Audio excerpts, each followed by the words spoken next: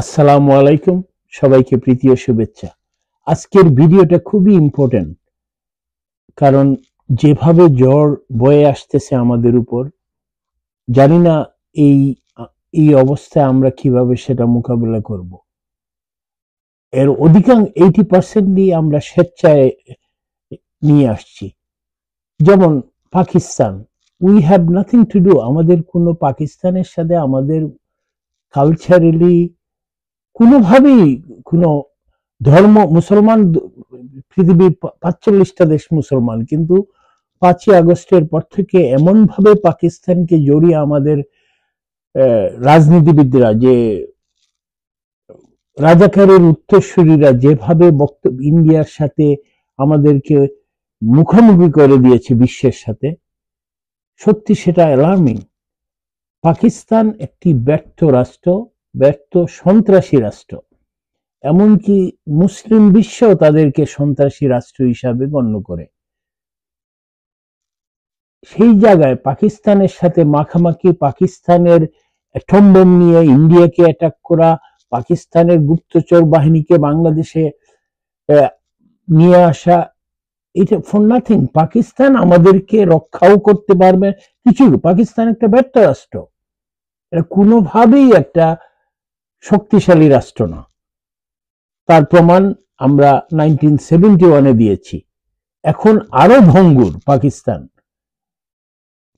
তুফানটা কি দেখেন, very soon, within 2-3 days, Trump administration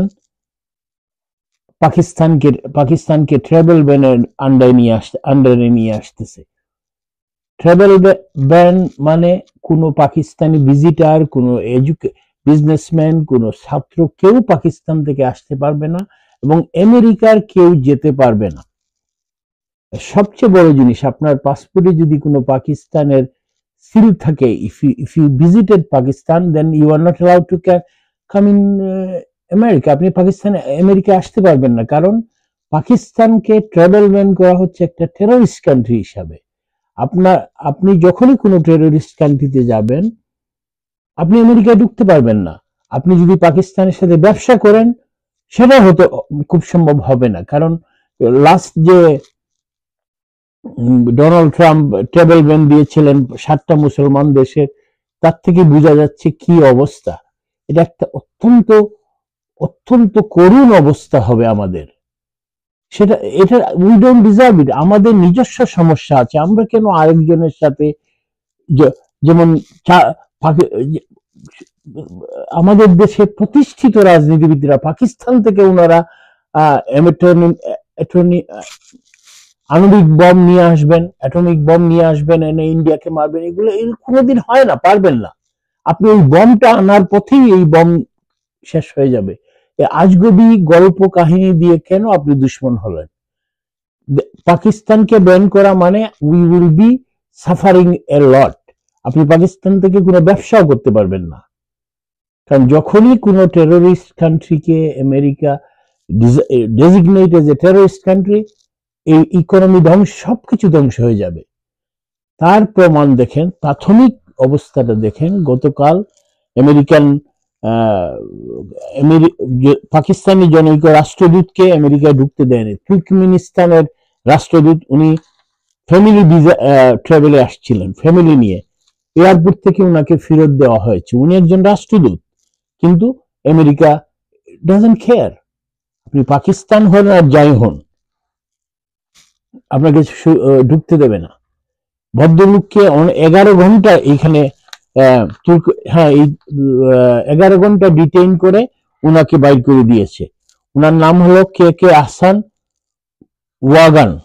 বিমানবন্দর থেকে ফেরত পাঠালো যুক্তরাষ্ট্র। বৈধ ভিসা, বৈধ সব জিনিস থাকা সত্ত্বেও যুক্তরাষ্ট্রে প্রবেশ করতে দেওয়া হয়নি। পাকিস্তান সংবাদ মাধ্যম দি নিউজ মঙ্গলবার জানিয়েছে কে ওয়াগান ব্যক্তিগত সফরে লস অ্যাঞ্জেলসে গিয়েছিলেন, কিন্তু ওইখানে তাকে আটকান ইমিগ্রেশন কর্মকর্তারা। তারা তার বিরুদ্ধে বিতর্কিত ভিসা রেফারেন্সের অভিযোগ তুলেন। এক কথা, আপনাকে ঢুকতে দেবে না। This is what happen. আপনাকে যখনই কোন রাষ্ট্র। আর যখনই পাকিস্তানকে ট্রাভেল ব্যানের আওতায় নিয়ে আসবে, আমেরিকার চামচা দেশগুলো, সব ইউরোপিয়ান দেশ, এমনকি মিডল ইস্ট দেশও সেই অবস্থা। এক কথায় আপনি আপনার কাজ সারা। সাথে সাথে আমাদের মতো একটা উঠতি দেশটা কি দরকার ছিল এগুলো, সেটা হলো পাকিস্তানের আন্তর্জাতিক খেলা। ইন্টারনাল দেখেন, বেলুচিস্তানের ওরা আসে আমাদের দেশে অশান্তি সৃষ্টি করতে।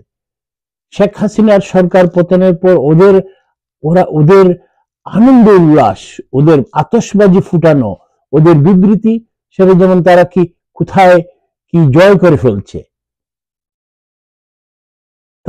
তাদের আনন্দ, তাদের প্রেস নোট, সেগুলো আপনারা একটু ফলো করেন, দেখবেন কি অবস্থা। কিন্তু ওনাদের যে আভ্যন্তরীণ যে সমস্যা, সেগুলা অনেকেই জানে না। আপনি কোথাও শুনেছেন আস্ত ট্রেন হাইজ্যাক? সেটা সম্ভব অনলি পাকিস্তানে। একটা ট্রেন আপনি ধরেন ঢাকার থেকে চিটাগাং যাচ্ছেন, আপনার হোল ট্রেনটাকে ওরা 400 যাত্রী সহ,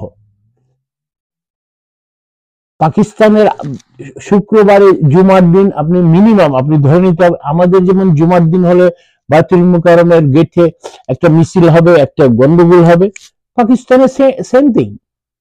জুমার দিন আপনাকে মৃত্যুবরণ, আমাদের চেয়ে ওরা অ্যাডভান্স, আপনাকে মৃত্যুবরণ করতে হবে। আর এই ট্রেনটা হাইজ্যাক করেছে যারা বেলুচিস্তানের স্বাধীনতা দাবি করে। তো আমাদের যে দেশের যে সেই রাজাকারের বংশধরেরা পাকিস্তান নিয়ে লাফালাফি করে, ওরা জানে হোয়াট ইজ পাকিস্তান, যা নিজে খাইতে পারে না। আপনি ওই zero is equal to zero, আপনি জিরো, আরেকজন নিয়ে আসেন, আপনি ইন্ডিয়ার সাথে সম্পর্ক খারাপ করে আবার আবার পায়ে ধরেন। আপনি আরেকটা জিনিস দেখেন, 5ই আগস্টের পর থেকে সবাই বলল কি, ভারতের সাথে চুকে চুক রেখে কথা বলতে হবে এখন, শেখ হাসিনা সব অস্তিত্ব, কিন্তু এখন তো পায়ে হাত রেখে ভারতের সাথে কথা বলতেছেন।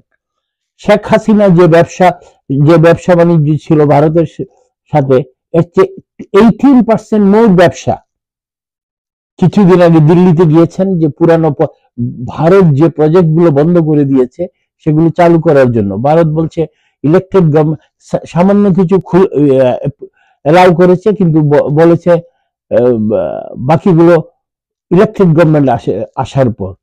পানি চুক্তির জন্য আপনারা গেলেন কি, ভারত পানি দেয় না, এটা দেয় না, ওইখানে গিয়ে ভিজিট করে সব বলেন ঠিক, সবই চুক্তি ঠিক মতো পালন হচ্ছে, ভারত নতুন চুক্তি করে নাই।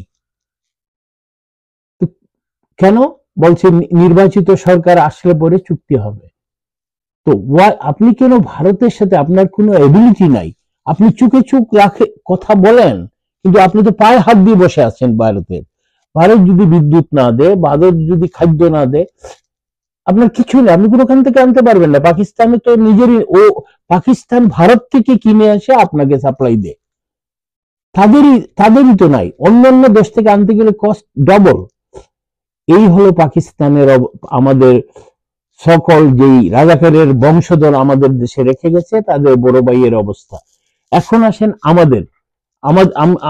আমরাই মেইন। আগামী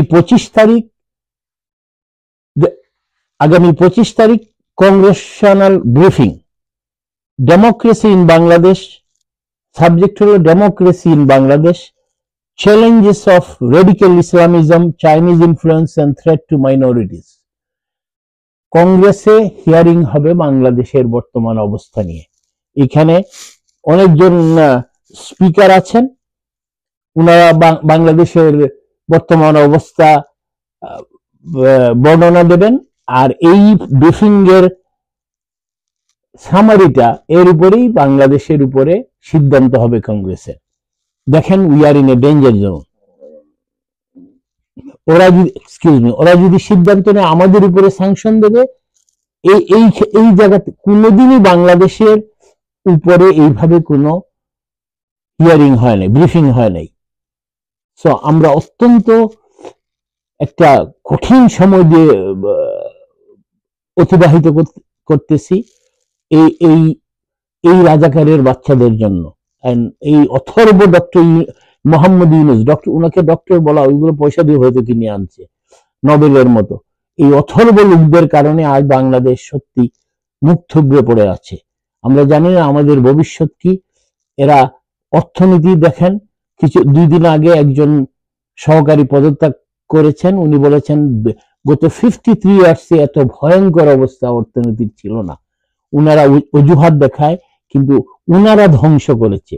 সাধারণ বই ছাপার থেকে 400 কোটি টাকা ওরা বানিয়ে ফেলে, চিন্তা করেন, এখনো বই দিতে পারেনি।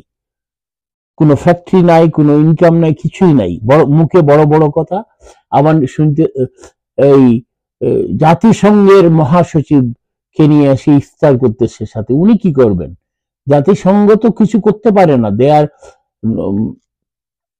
পাওয়ারলেস। আপনি সিকিউরিটি কাউন্সিল যদি কোনো কিছু অ্যাপ্রুভ না করে, উনারা কিছুই না, উনারা কেরানি। তাই মানুষকে বুঝানো জাতিসংঘ বলে ফেল, জাতিসংঘ হোয়াট? সব দেশ মিলে যখন প্রস্তাব আকারে আসবে, দেশগুলো বুটাবুটি হবে, এর মাঝে সুপার পাওয়ারের ভেটো আছে, তারপরে জাতিসংঘ।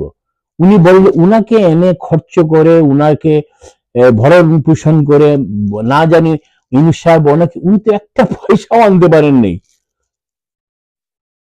দ্বিতীয়ত দেখেন, বাংলাদেশে অলরেডি গত সপ্তাহে বাংলাদেশকে America travel advisory category level 3 তে দিয়েছে। So we are in border line. যদি হিয়ারিং এর পরে দেখে আমরা ওরা সিদ্ধান্ত নেয়, then will be in trouble. আমাদের গার্মেন্টস টার্মেন্টস সব বন্ধ হয়ে যাবে। তাই সবাই দোয়া করেন, এবং এইসব জঙ্গিদেরকে, কারণ প্রধান কাজ হলো জঙ্গি। দেখেন রাস্তায় ওরা মিছিল করে, জঙ্গিরা, হিজবুত তাহরি, ওরাই হিজবুত। আপনার উপদেষ্টা একজন হিজবুত তাহরির মেম্বার। এই জঙ্গিবাদ যতদিন মুক্ত না হবে, আমাদের অবস্থা পাকিস্তানের চেয়েও খারাপ হবে। তাই আসুন এই জঙ্গিদেরকে আমরা উৎখাত করি। এই রেপ দেখেন, মৌলানা বলে রেপ করা যাবে, লাইসেন্স দিয়ে, যে মেয়ে যদি আসে, কোনো পুরুষ ছাড়া আসে, তাকে রেপ করতে পারে, তার জন্য রেপিস্ট দায়ী না। চিন্তা করে এগুলো বলতে পারে কেউ? এই হলো আমরা মগের মূল্যকে বাস করি। একটা মেয়ে, এটা কি জঙ্গল? পুরুষগুলা কিসের ধর্ম? আপনি কিসের মুসলমান? আপনি চাবেন? শয়তান তো আল্লাহ সৃষ্টি করেছে। আপনি চাবেন না আপনি একটা মেয়ে যদি উলঙ্গ থাকে, আপনার ইমান ঠিক থাকে, আপনি ওইদিকে চুপ? আপনার মা বোন নাই? আপনার মায়ের কাপড় ঠিক থাকলে আপনি কি অনেক সময় বড় হন, অনেক সময় মায়ের কাপড় সবসময় ঠিক থাকে, কিন্তু আপনার ওই মেন্টালিটি নাই, আপনার বোনের কাপড় ঠিক আছে। এই জন্য আপনি একটা মেয়েকে পেলে রেপ করে ফেলবেন। 3-4টা মেয়ে ফুচকা খাইতে গেছে, মেয়ের দোষ, ছেলের দোষ না। হ্যাঁ, আপনি এটা বলতে পারেন আমাদের দেশে প্রচুর পুলিশ নাই, আইন আদালত, নিরাপত্তা কম, একটা মেয়ে একা যাওয়া ঠিক না, সেটা বলা যায়। কিন্তু ছেলে ইজ রেপিস্ট, সে যদি একা হোক আর যাই হোক, মেয়ে যদি উলঙ্গ হয়, you have no right to rape her. সেটার জন্য আপনি দায় মুক্তি পান না, কিন্তু মৌলানা তো দায় মুক্তি দিয়ে দিচ্ছে, যে একজন মেয়ে মেহরান না, ওর কি দুনিয়া যাচ্ছে কোন দিকে, আর আমাদের এই দেশটাকে কোথায় নিয়ে যাচ্ছে ওরা। অচিরে আমরা অলরেডি নীরব দুর্ভিক্ষ চলছে, লক্ষ কোটি মানুষ না খেয়ে আছে। এইগুলো, এই বাস্টার্ড হুজুর গুলা কোনো খবর নাই। ওরা হেলিকপ্টারে যায়, ওয়াজ করে, মানুষের পয়সা লুটে নিয়ে আসে, আর ইসলামের ভুয়া ফর্মুলা ওরা মানুষকে শিখে। How come? এটা মৌলানা না, কিভাবে আপনি রেপ করতে পারেন একটা মেয়েকে? আজকের জন্য এইটুকু থাক। অনুগ্রহ করে আমার চ্যানেলটা সাবস্ক্রাইব করবেন, লাইক, শেয়ার, কমেন্ট করবেন। ধন্যবাদ আজকের জন্য। জয় বাংলা, জয় বঙ্গবন্ধু।